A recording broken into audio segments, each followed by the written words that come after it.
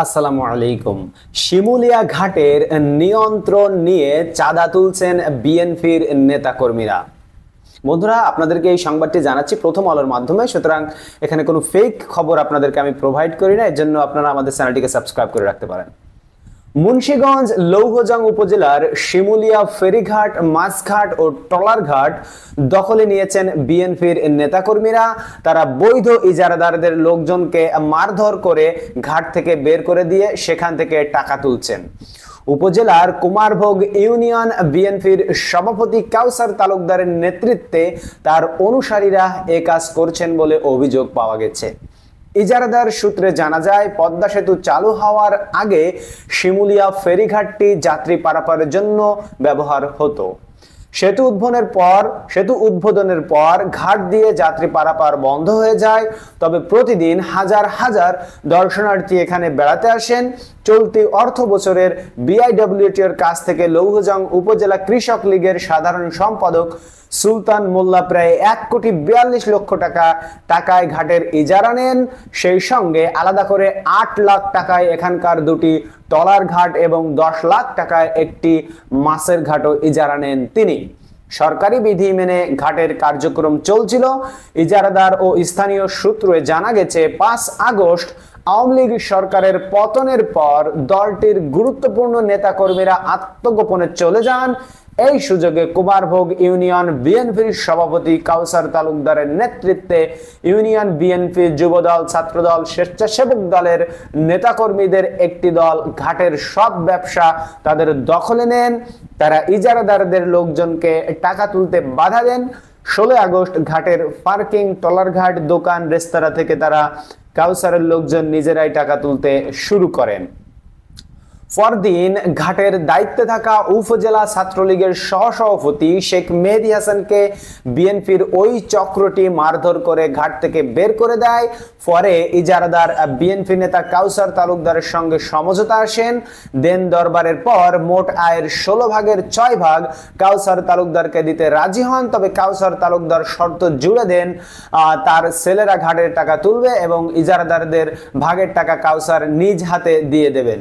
অনেকটা নিরুপায় হয়ে মেনে নেন ইজারাদার সুলতান মোল্লা। সুলতান মোল্লা প্রথম আলোকে বলেন, মাছঘাট, ট্রলারঘাট, শিমুলিয়া ঘাট সবকিছুই কাউসার তালুকদার ও তার লোকজনের দখলে রেখেছেন।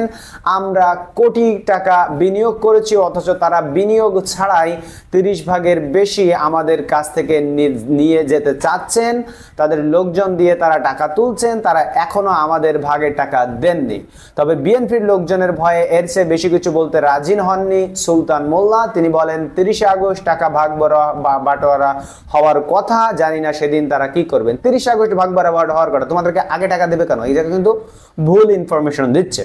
তবে দখলের অভিযোগ অস্বীকার করেছেন বিএনপি নেতা কাউসার তালুকদার। তিনি মুঠোফোনে প্রথম আলোকে বলেন, কিছু ছাত্র ফোলাপান ঘাটে এসে ইজারাদারদের বিরক্ত করছিল।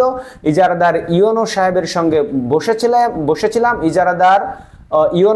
সঙ্গে বসেছিলাম ইউনো সাহেব সরকারি ইজারা যেন নষ্ট না হয় আমাদের দেখে রাখতে বলেছেন। টাকা তুলে ভাগ বটরার বিষয়টি মিথ্যা। টাকা তোলার কাজ সেখানে শুধু আমাদের লোকই নয়, ইজারাদারের লোকজনও আছে। টাকা তুলে জমানো হচ্ছে, পরে এগুলো কিভাবে কি করা হবে নির্ধারণ করা হবে। বিএনপি নেতা কাউসার তালুকদার ফোন রেখে দেওয়ার পর তার পক্ষের 3 জন ব্যক্তি এই প্রতিবেদককে ফোন করে দেখা করতে বলেন। এর মধ্যে একজন নিজেকে সাংবাদিক এবং একজন নিজেকে ছাত্র আন্দোলনকারী পরিচয় দেন। লৌহজং উপজেলা নির্বাহী কর্মকর্তা ইউনো মোহাম্মদ জাকির হোসেন, কাউসার সাহেবরা যে কথা বলেছেন, এখন কোনো কথা তাদের সঙ্গে আমার হয়নি।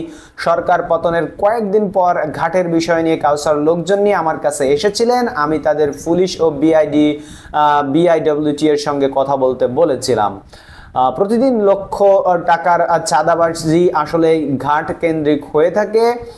তো যেমনটি আপনাদেরকে বলছিলাম, এখানে আসলে দুই পক্ষই যেহেতু সমঝোতা এসেছে, খুব বেশি সমস্যা হওয়ার কথা না। এই জায়গায় প্রথম আলো যে হেডলাইনটি দিয়েছে এটিও আমার আপত্তি আছে, কারণ এই জায়গায় অপর যে পক্ষ তারা কিন্তু বলছে যে আমাদেরকে টাকা দিতে চেয়েছে এবং তারা প্রায় 30% নিয়ে যাচ্ছে, অর্থাৎ 100%-এ 30% চাঁদা তারা নিয়ে যাচ্ছে যারা বিএনপি পন্থী, এবং 70% যারা ইজারা নিয়েছিল তাদেরকে দিচ্ছে, তেমনটি জানিয়েছেন তারা নিজ মুখেই।